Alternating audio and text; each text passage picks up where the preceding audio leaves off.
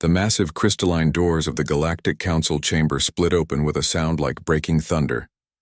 Ambassador James Mitchell walked through them into a space so vast that Earth's largest stadiums would have seemed like closets in comparison. Above him, floating platforms held representatives from hundreds of alien species, their forms ranging from graceful energy beings to chittering insectoid creatures the size of small buildings. Each platform glowed with its own light, creating a constellation of alien civilizations stretching up into darkness. Mitchell's footsteps echoed across the polished floor as he approached the center circle. Around him, translator nodes hummed with the impossible task of converting thousands of alien languages into comprehensible speech. The sound was like standing inside a mechanical beehive, overwhelming and alien. At the highest point of the chamber, 12 massive thrones held the Council of Judges.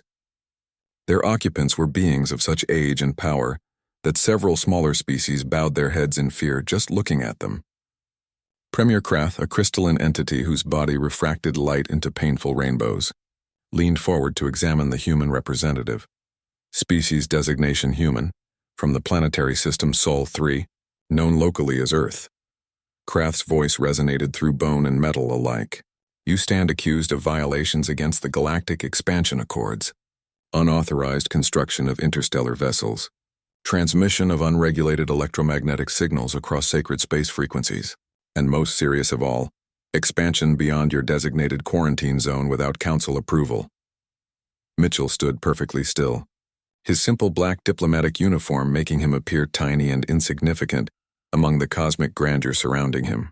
The other alien ambassadors watched from their platforms with expressions ranging from amusement to disgust.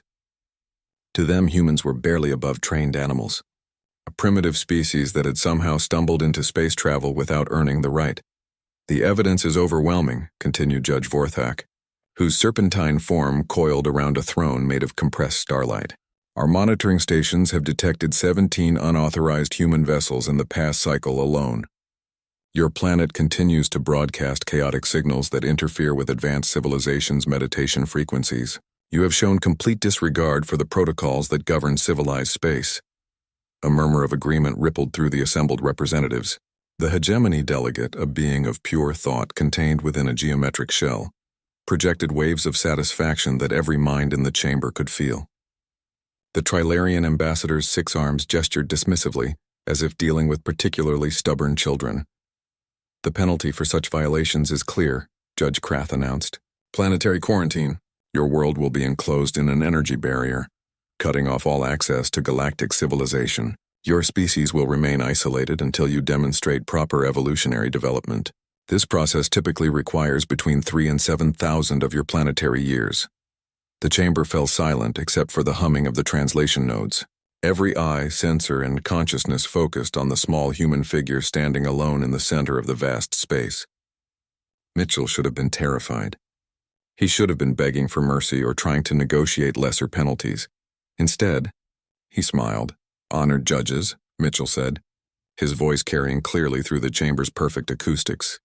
Before you pass sentence, I believe there's something you should see. He reached into his jacket and withdrew a device no larger than a tablet computer. Several of the nearer ambassadors leaned forward with curiosity. Human technology was considered primitive, barely worthy of notice by galactic standards. Mitchell activated the device. Instantly, the chamber's walls came alive with images, data streams, and 3-dimensional maps that made several council members recoil in shock. What they saw was impossible. Fleet positions for every major military force in the galaxy, updated in real time. Secret bases that didn't officially exist, displayed in perfect detail. Classified communication intercepts from governments that prided themselves on unbreakable security. Private conversations between council members from just hours ago, recorded with crystal clarity. The hegemony delegate's geometric form flickered with what could only be described as panic. The Trilarian ambassador's bioluminescent patches went dark with shock. Even the ancient judges seemed stunned by the scope of what they were witnessing. You see, honored judges, Mitchell continued, his smile growing wider, humanity wasn't violating your protocols out of ignorance. We've been following them very carefully. Every single one, including the ones you don't tell newcomer species about. The silence in the chamber was absolute. Translation nodes stopped humming as if uncertain how to process what they were witnessing. The floating platform seemed to lean away from Mitchell, as if proximity to him had suddenly become dangerous. For 8 years, every probe you sent to study primitive Earth carried home more than just data about our world. Every cultural exchange, every scientific cooperation, every time you allowed a human to visit your territories, you gave us another opportunity to study you. While you were debating whether to quarantine us, we were learning everything about the civilization we were supposed to join. Mitchell gestured to the displays showing impossible levels of galactic intelligence, ship movements tracked across 100 star systems, communication networks mapped to their deepest levels, military capabilities assessed with surgical precision. The question isn't whether you should quarantine Earth, Mitchell said, his voice cutting through the cosmic silence like a blade. The question is whether you can afford to make an enemy of a species that's been watching everything you do for nearly a decade. Judge Krath's crystalline form seemed to dim. This is impossible. Our security protocols are absolute. Your security protocols assume your enemies will announce themselves before they attack, Mitchell replied. They assume that primitive species will remain primitive. Most importantly, they assume that anyone smart enough to be a threat would be too proud to pretend to be harmless. The chamber erupted into chaos as representatives began shouting in hundreds of languages. Accusations flew between species as they realized the scope of the human infiltration. If humans could penetrate their networks, what else had been compromised? Who else had been watching? Through it all, Mitchell stood calmly in the center of the storm. He had delivered his message. Now the galaxy would have to decide whether they wanted humanity as an ally or an enemy. But one thing was certain. The age of underestimating the species from Earth was over. I suggest, Mitchell said, his voice somehow carrying over the chaos, that we reschedule this tribunal for a time when everyone has had a chance to review the complete intelligence files we're prepared to share. After all, you'll want to make your decision based on accurate information about what humanity actually is, rather than what you assumed we were. He deactivated his device, and the overwhelming displays vanished, leaving only the memory of impossible human capabilities burned into every alien mind present. We'll be in touch, Mitchell said, and walked back toward the crystal doors, leaving behind a chamber full of the galaxy's most powerful beings, who suddenly realized they might not be as powerful as they thought. The emergency session in the Trilarian High Command bunker began with an alarm that had not sounded in over 2 centuries. Deep beneath the capital city of Nexus Prime, military leaders from across the galaxy gathered via quantum communication links, their holographic forms flickering with barely contained panic. Admiral Zara Blackwood watched the feeds from her command center, hidden within an asteroid field at the edge of the Kepler system. Around her, banks of quantum computers processed data streams that officially didn't exist, while her staff coordinated the most ambitious intelligence operation in galactic history. The asteroid appeared dead from the outside, just another piece of space debris. Inside, it hummed with technology that made even advanced alien civilizations look primitive. Admiral, we're receiving priority transmissions from all sectors, reported Commander Tom Bradley, his fingers dancing across holographic displays that showed communication intercepts from across known space. Every major government in the galaxy is scrambling to assess their security breaches. The Trilarians are conducting emergency sweeps of their entire fleet. The Void Consortium has shut down their primary communication networks completely. Blackwood nodded grimly. Operation Shadowwatch had been humanity's greatest secret, initiated the moment their deep space arrays had detected artificial signals from beyond the solar system. While Earth's governments had publicly celebrated first contact and humanity's invitation to join galactic civilization, their military and intelligence services had been preparing for a much darker reality. Status report on our embedded assets, Blackwood commanded. All agents remain in position and undetected, replied Dr. Rachel Moore, pulling up displays that showed the true scope of human infiltration. Agent Parker is still working as a cultural liaison in the hegemony's core worlds. Agent Williams continues his assignment as a trade representative with the Celestial Assembly. Agent Rodriguez maintains her cover as an anthropology student studying Trilarian society. The scope was staggering. For 8 years, every time an alien vessel had visited Earth's solar system, they had unknowingly carried home passengers, Not stowaways in the traditional sense, but microscopic quantum transmitters that burrowed into their systems like digital parasites. Each probe sent to study primitive Earth had returned carrying the seeds of its own surveillance network. How did they miss it for so long? Bradley asked, studying the tactical displays that showed red dots marking compromised alien systems across half the galaxy. Because they were looking for threats that matched their own technological paradigms. Moore explained. They scanned for energy weapons, faster-than-light drives, and quantum shields. They never thought to look for threats. Disguised as primitive radio signals or hidden in the molecular structure of simple gifts exchanged during cultural visits, Blackwood brought up the master timeline showing humanity's careful infiltration strategy. Phase 1 had been observation, learning everything they could about galactic civilization while appearing harmless. Phase 2 had been insertion, placing human agents and technology throughout alien space under the guise of cultural and scientific exchange. Phase 3, which had just begun, was demonstration. The beautiful irony, Blackwood continued, is that they helped us build the entire network. Every time they invited a human delegation to visit their worlds, they gave us another insertion point. Every technological demonstration they provided taught us their capabilities and limitations. Every security protocol they showed us revealed exactly what they were protecting against. The displays showed the true extent of human expansion, hidden colonies on 12 worlds, manufacturing facilities built inside dead stars, research stations anchored in the dark matter streams between galaxies, all of it invisible to alien sensors, all of it waiting for the right moment to reveal itself. Admiral, we're receiving the activation signal from Ambassador Mitchell, reported a communication specialist. Operation Revelation is green. All cells are standing by for Phase 4. Blackwood studied the galactic map one final time. Red dots marked every alien system they had penetrated. Blue dots showed human installations that didn't officially exist. Green lines traced communication networks they had compromised. Yellow markers indicated key alien leaders who were unknowingly surrounded by human agents. 8 years of preparation, she said quietly. 8 years of letting them think they were the teachers and we were the students. 8 years of careful positioning while they debated whether primitive humans deserved to join their civilization. Phase 4. Authorization? Bradley asked. Authorized, Blackwood confirmed. Show them what happens when you underestimate a species that's been planning for war since before they knew war was necessary. Across the galaxy, systems that had operated flawlessly for millennia began experiencing coordinated anomalies. Nothing destructive, nothing that couldn't be explained as random technical failures. Traffic control networks developed routing errors that sent cargo ships on extended scenic tours. Banking systems started calculating interest in decimal instead of their traditional mathematical systems. Entertainment networks began playing human classical music during prime alien meditation hours. On Trilarian Prime, the military command bunker's displays flickered and briefly showed Earth's flag before returning to normal.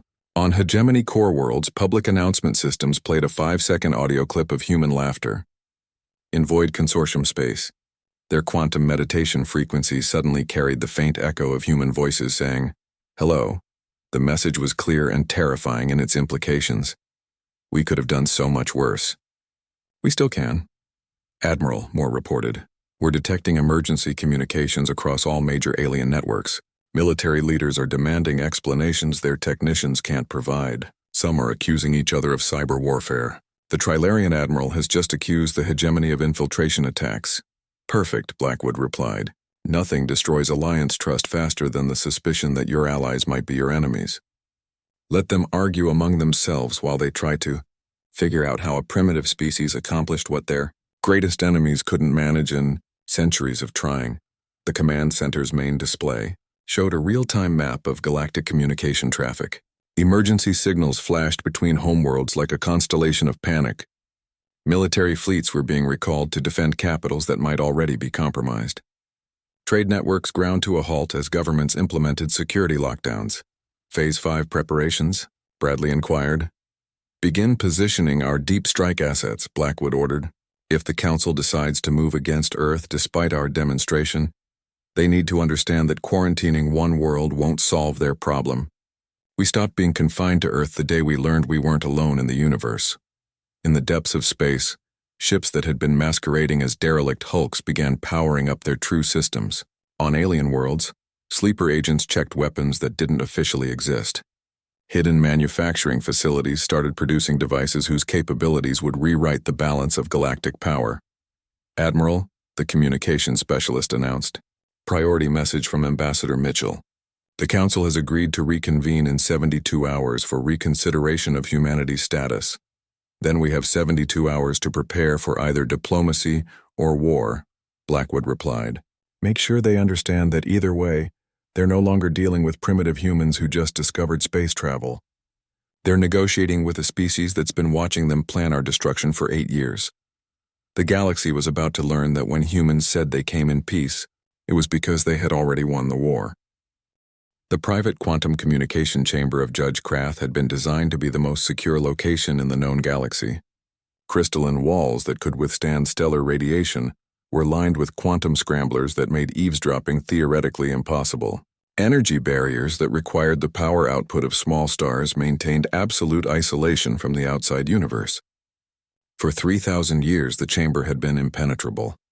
Now alarms shrieked as security protocols reported breach after breach, each attempt to trace the intrusions leading to the same impossible conclusion. The attacks were coming from inside the quantum barriers themselves. "This cannot be happening."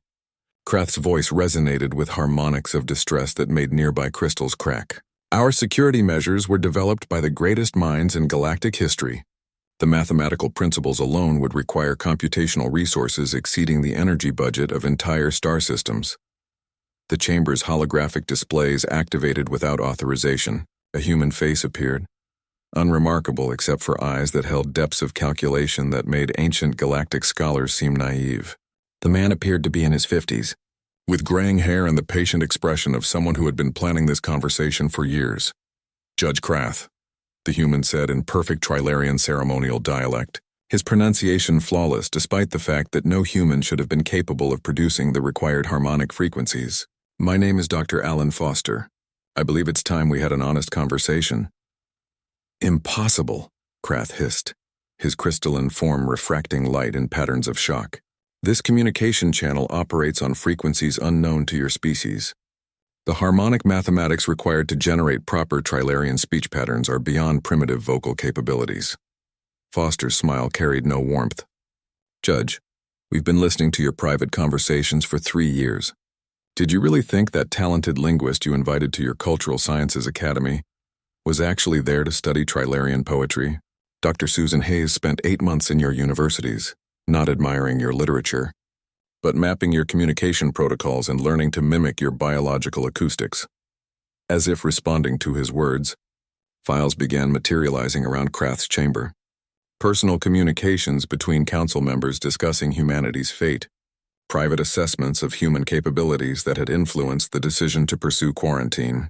Most damaging of all, recordings of conversations where council members had laughed about the primitive species that thought it could join galactic civilization.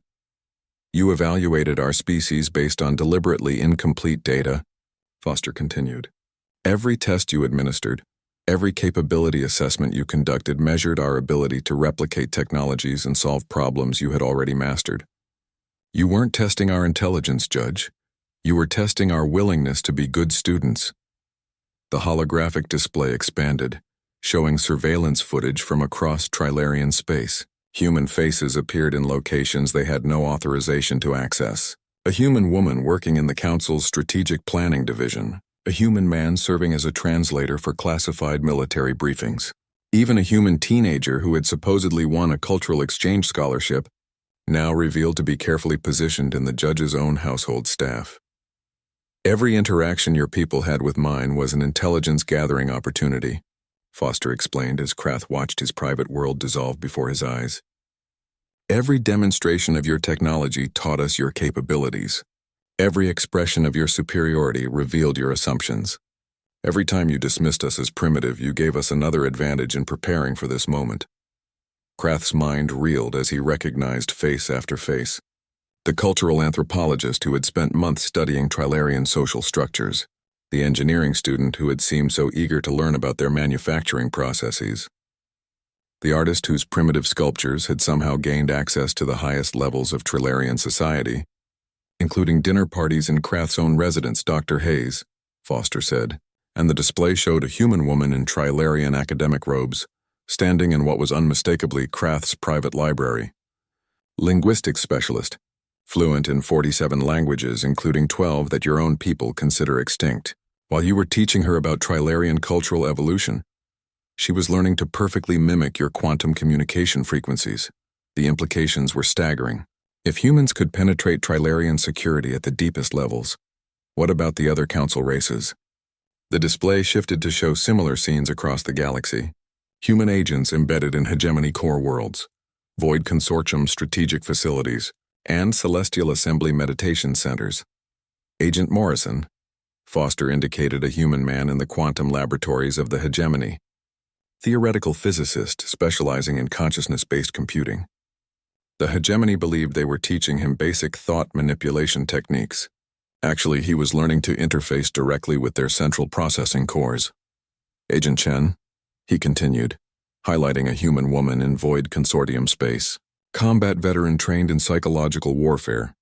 The consortium thought they were healing her battle trauma through their meditation techniques. In reality, she was learning to navigate their mental communication networks. What do you want?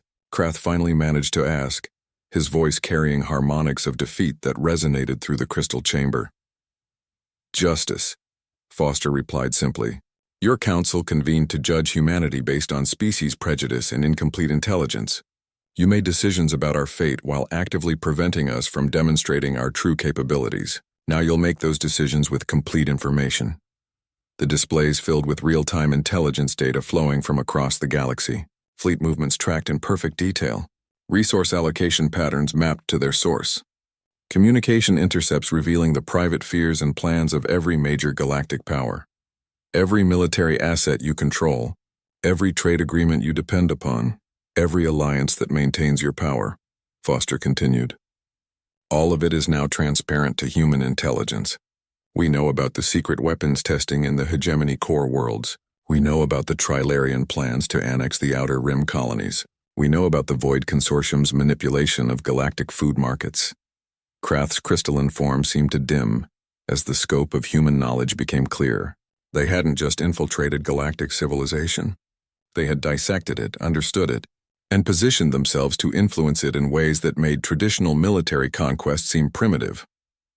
You have 72 hours to convince your fellow council members to reconsider their position, Foster concluded. After that, this intelligence becomes available to every species in the galaxy. Your enemies will be very interested to learn about the weaknesses in your defensive systems, the actual locations of your hidden facilities, and the real reasons behind your manipulation of interstellar markets. The connection began to fade, but Foster's voice remained clear. The age of making decisions about humanity without consulting humanity is over, Judge.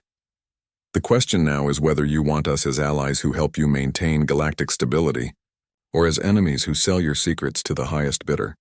The displays vanished, leaving Krath alone with the horrifying realization that the greatest strategic minds in galactic history had been outmaneuvered by a species they had dismissed as barely worthy of notice.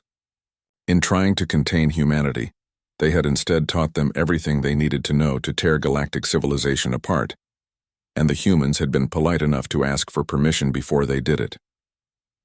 The Void Consortium's high temple floated in the space between stars, a massive structure of crystallized thought and metallic prayer that served as the spiritual center for 17 billion consciousness-based life forms.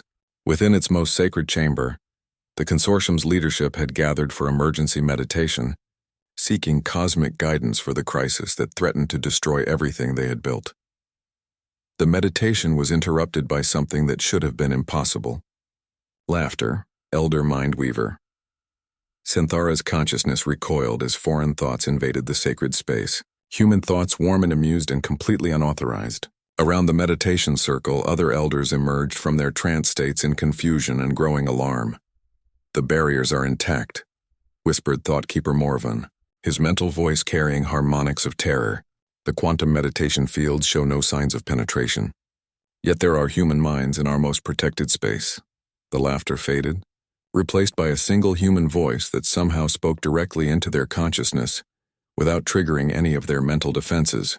The voice belonged to a woman, and it carried the distinctive mental signature of someone who had spent years learning to think in ways that bypassed their security protocols.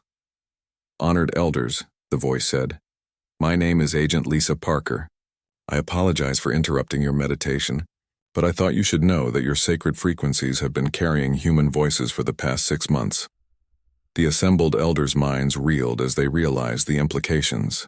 Their meditation networks formed the backbone of consortium communication, linking billions of consciousness-based beings across hundreds of star systems. If humans had penetrated those networks, they had access to every private thought, every strategic discussion, every secret plan shared among consortium leadership. "Impossible," Elder Synthara projected, his mental voice fragmenting with shock. "Our consciousness barriers were developed by beings who had achieved pure thought before your species learned to make fire. The complexity of penetrating mental constructs without triggering defensive responses requires computational capabilities that exceed the processing power of entire worlds." Parker's mental presence somehow conveyed the impression of a smile. "Elder, you taught me those defensive techniques yourself. Do you remember the human psychology researcher you invited to study consortium meditation practices, Dr. Lisa Parker, whose research into combat trauma treatment so impressed your healing masters?" Files began materializing in the shared mental space, each one a violation of everything the consortium believed about mental security. Private conversations between elders discussing humanity's quarantine, strategic assessments of human psychological weaknesses that could be exploited, plans for using consciousness manipulation to control human development if they proved problematic. "You've been inside our minds," Morvan whispered, his thoughts carrying waves of violation and horror. "For months you've been listening to our most private communications." 6 months, 2 weeks, and 3 days, Parker confirmed. "Ever since your healing masters taught me to interface with your communication networks. They believed they were helping me overcome battlefield psychological trauma. Actually, I was learning to navigate consciousness-based systems without triggering your mental immune responses." The scope of the penetration became clear as more files appeared. Human agents embedded throughout consortium space, their minds now trained to interface directly with consciousness-based technology. Communication intercepts from across their territory. Even more disturbing, evidence that several key decisions made by consortium leadership had been subtly influenced by human agents working at levels they hadn't even realized existed. "Agent Morrison in the Hegemony Core worlds," Parker continued, her mental voice now accompanied by images of humans working in facilities across the galaxy. "Agent Rodriguez studying Trilarian social dynamics. Agent Kim learning celestial assembly energy manipulation techniques. Every cultural exchange, every scientific collaboration, every time you allowed humans to study your ways, you gave us another vector for understanding how to interact with your technologies." Elder Synthara's consciousness shuddered as he recognized the scope of human infiltration. They hadn't just learned alien technologies, they had learned to think like aliens, to interface with consciousness-based systems, to manipulate energy fields, and to navigate quantum communication networks using biological minds that shouldn't have been capable of such feats. "What you discovered," Parker explained, "is that human consciousness is remarkably adaptable. We might not have evolved pure thought like the consortium, or crystalline logic like the Trilarians, or energy manipulation like the Celestial Assembly. But we can learn to mimic all of those thought patterns well enough to fool your security systems." The meditation chamber's walls began displaying real-time intelligence feeds from across consortium space. Military installations revealed in perfect detail, secret research projects exposed, private communications between consortium leaders and their allies, all recorded and cataloged with disturbing precision. "The irony," Parker continued, "is that you helped us become the perfect infiltrators. By insisting that we prove ourselves worthy of galactic civilization, you taught us exactly what capabilities we needed to develop. By testing our intelligence against your own achievements, you showed us the boundaries we needed to cross. By dismissing us as primitive, you ensured we had all the time we needed to prepare." Thoughtkeeper Morvan's mental voice carried desperate hope. "You cannot maintain this level of infiltration indefinitely. The quantum consciousness barriers will eventually adapt to exclude your interference patterns." Parker's mental laughter echoed through the sacred space. Elder, we're not interfering with your consciousness barriers. We're thinking inside them. Every human agent you're detecting has been trained to process thoughts in patterns that your systems recognize as legitimate, consortium mental activity. As far as your barriers know, we belong here. The implications were terrifying. If humans could perfectly mimic consortium thought patterns, they could access any system, join any communication, influence any decision. The barriers that protected consortium civilization from mental intrusion had become highways for human intelligence operations. Your council has 72 hours to reconsider humanity's status, Parker announced. During that time, you might want to review your own security protocols. Because every strategic plan you make, every military decision you consider, every alliance you negotiate, will be known to human intelligence before your own field commanders receive their orders. The files vanishing from the shared mental space, but their implications remained. The consortium's greatest advantage, their consciousness-based technology, had become their greatest vulnerability. A species they had dismissed as mentally primitive had learned to outthink them using their own techniques. The question, Parker concluded, is whether you want humanity as allies who help protect your mental networks from real threats, or as enemies who sell access to your consciousness barriers to species that haven't been as polite as we have been. Her presence faded from the meditation chamber, leaving the elders alone with the knowledge that their most sacred spaces were no longer secure. In trying to test humanity's worthiness, they had instead taught them everything they needed to know to control the very foundations of consortium power, and the humans had been courteous enough to announce themselves before they took over completely. The reconvened Galactic Council session bore no resemblance to the confident tribunal that had met just 72 hours earlier. Where once there had been cosmic authority and species supremacy, now nervous energy filled the vast chamber as representatives cast suspicious glances at monitoring devices they suddenly realized might not be entirely secure. The floating platform seemed dimmer, their occupants huddled in clusters of worried conversation. Ambassador James Mitchell walked through the crystal doors once again, but everything had changed. He was no longer a defendant awaiting judgment from his betters. He was a negotiator holding cards that no one had realized existed, representing a species that had rewritten the rules of galactic power while pretending to play by the old ones. The chair recognizes the human delegation, announced Judge Krath, his crystalline voice lacking its previous dismissive authority. Around the chamber, translation nodes hummed with increased intensity, as representatives strained to understand communications that might contain hidden layers of meaning. Mitchell activated his tablet, and the chamber's displays filled with a new image that made several alien representatives recoil in shock. Earth hung in space, but not as the isolated blue marble they remembered from their files. Orbital installations surrounded the planet like a mechanical constellation, their designs clearly incorporating technology that surpassed anything in their databases. The installations were massive, obviously advanced, and clearly had been hidden from galactic observation for years. Honored council members, Mitchell began, 72 hours ago you convened to judge humanity for violating containment protocols designed for primitive species. Today I'm here to propose a new relationship based on complete information rather than convenient assumptions. The displays shifted, showing star maps that marked dozens of human settlements across previously unexplored space. Each installation was obviously sophisticated, clearly established, and had been operating while the Council debated humanity's fitness for civilization. The scope was breathtaking and terrifying in its implications. The quarantine you proposed would have enclosed Earth in an energy barrier, cutting us off from galactic civilization. But Earth was never our only world. While you debated our fate, humanity had already expanded beyond your ability to contain us. We stopped being a single-planet species the day we learned we weren't alone in the universe. Judge Vorthak's serpentine form coiled tighter around his throne.